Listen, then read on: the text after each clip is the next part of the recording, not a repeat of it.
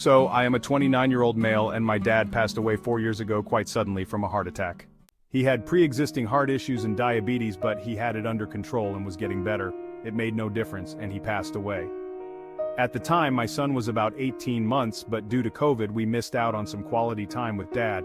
Luckily, he got to spend the first year of his life with him. Fast forward a couple of months with my son in bed, and myself and my wife are chilling in the living room, too tired to tidy up the destruction from the day of playing. Suddenly, one of my son's toys goes off. It was a baby shark shape-fitting toy that you removed and put back all the characters from the song, and it sings that character's part.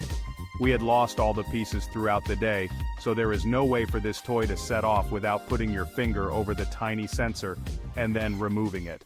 At first, it was Baby Shark a few times, and then it would switch to Grandpa Shark over and over again. It would stop, and I would jokingly say, "Dad, if that's you, press Grandpa Shark," then Grandpa Shark would go off once.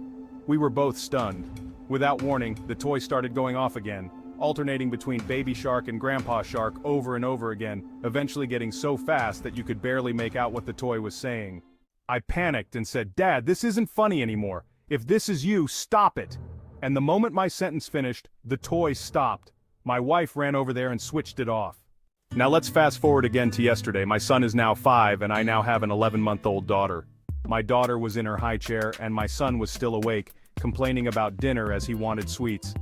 We were telling him off as he hadn't eaten enough, but he eventually conceded and ate most of it. But as I picked up his plate, he jumps into the area, sending the leftovers flying. I said, "No sweets now. You did something good," but then immediately did something bad. I stormed off.